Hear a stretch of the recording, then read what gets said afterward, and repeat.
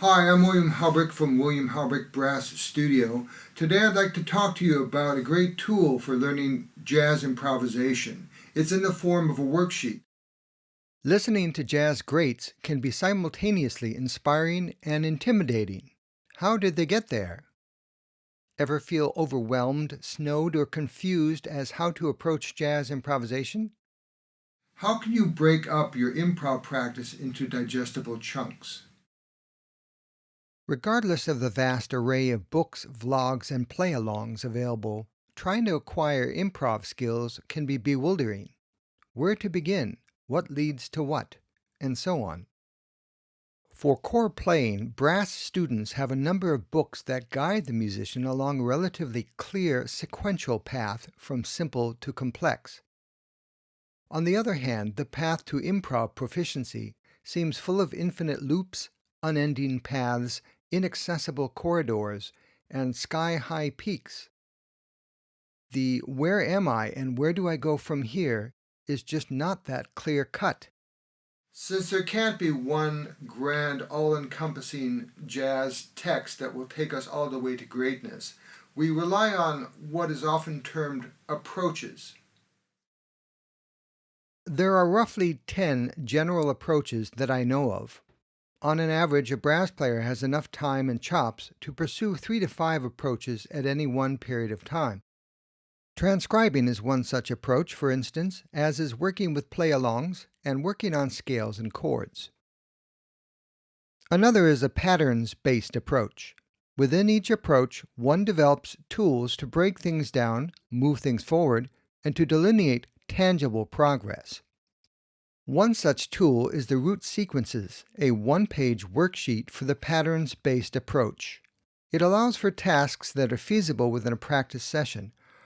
For the brass player, a typical session may be 20 to 60 minutes depending on his endurance, the material, and the intensity of the session. The Root Sequence worksheet displays the 12 keys in 10 different orders, the first line being a circle of fourths. Each of the 10 lines starts with C. Each order, or sequence, is described by text at the beginning of each line. The worksheet is intended to resemble chord changes of a tune, but there are a few minor differences. The markers between chord symbols, indicating bars, are abbreviated to keep the appearance clear and simple. Most importantly, the quality of the chord, such as, for instance, C major 7, is intentionally omitted. In this way, the musician practices while imagining that he is playing a chord chart, also imagining the quality of the chords being worked on. This gives enough guidance while allowing greater flexibility. Keep the phrase basic so you can get through a line or two in one practice session. Choose very short patterns, phrases, motifs, or segments of scales or arpeggios.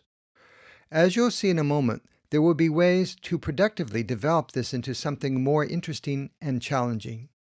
In example 1A, notice that I am giving myself a bit of space to think before continuing to the next chord.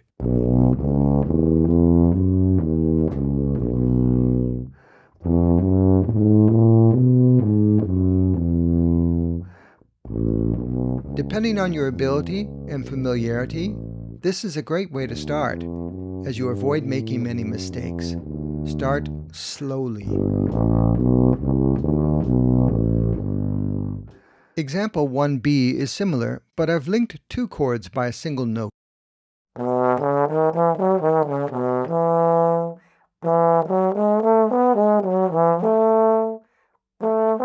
This is a handy in-between step.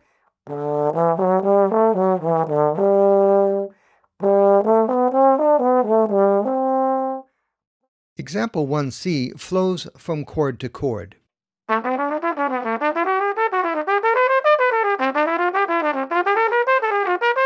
Again, start slowly, and if you're struggling, go back a step. Baseball rules apply. 3 strikes and you're out. But in this case, once you've made 3 mistakes, don't walk away. Merely simplify, for instance, by slowing down or choosing a lower register.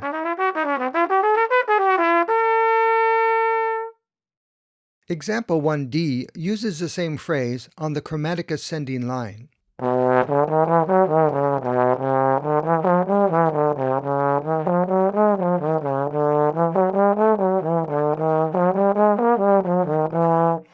Each line provides a different context for your phrase, and this presents new technical challenges while steadily building upon recent experiences.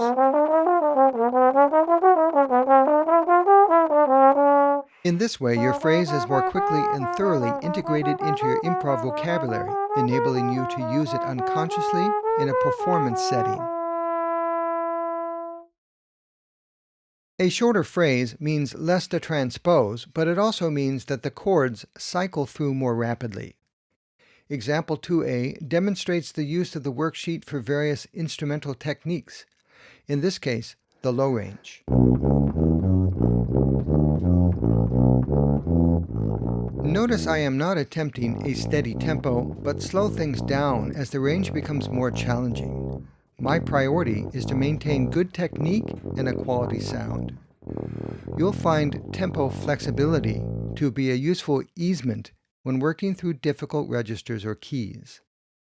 You can always go back later to keep a steady tempo. As long as you make your intentions clear to yourself, you won't run the risk of becoming habitually sloppy with time. Example 2b, also for the low range, employs the whole tone descending line.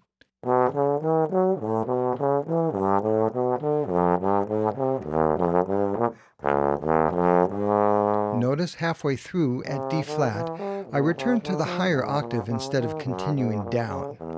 This provides two 6-phrase workouts that are a half step apart.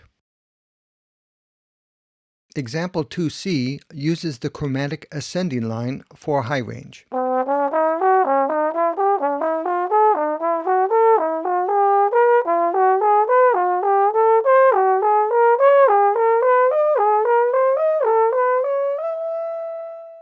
In example 2D, for agility and speed, I'll need to think ahead as to where to drop down to a lower octave.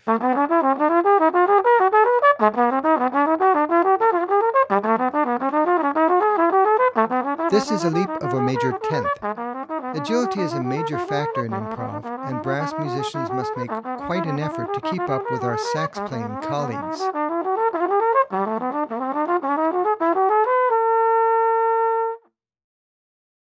Example 2e returns to fourths, and here I add 2 enclosure notes between each key.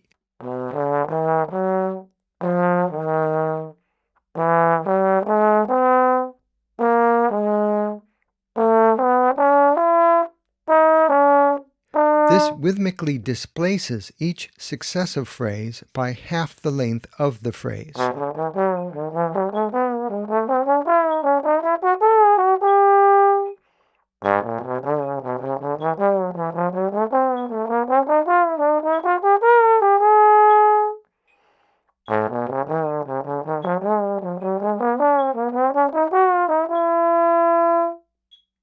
Finally, in example 2F, I take the 1-2-3-5 pattern and I flip it on successive chords, thus alternating 1-2-3-5 with 5-3-2-1. This not only sounds cool, but gives us a perspective on what we are actually doing, manipulating small units of music. Up until now, we've manipulated our units by transposing in various ways. By adding the enclosures in example 2e, we've also manipulated the time via rhythmical displacement. Example 2f manipulates the phrase by flipping it, alternating flipped and unflipped versions. As you use the root sequence worksheet, you'll discover other forms of manipulation, such as changing rhythm, changing articulation, repeating the unit or part of it, adding devices such as ghost notes, smears, and glissandi, and so on. You'll find that simple phrases or units plus simple manipulation devices can add up to some fun, interesting, and cool-sounding structures that are usable and contribute greatly to your versatility. You'll develop a broad facility that will enable you to improvise more freely, instead of relying on a limited set of well-worn licks. Finally, you're more likely to carve out your own pathway and avoid becoming a clone of your favorite artist. I've used this worksheet and the drafts leading up to it for about 3 decades. As opportunities might arise, I will try to provide further videos outlining more advanced uses of this as well as other worksheets. These additional tools tie into similar concepts, developing a technical lattice work that will give you the versatility needed to perform today's demanding music as well as fully express your musical self. In the meantime, happy practicing.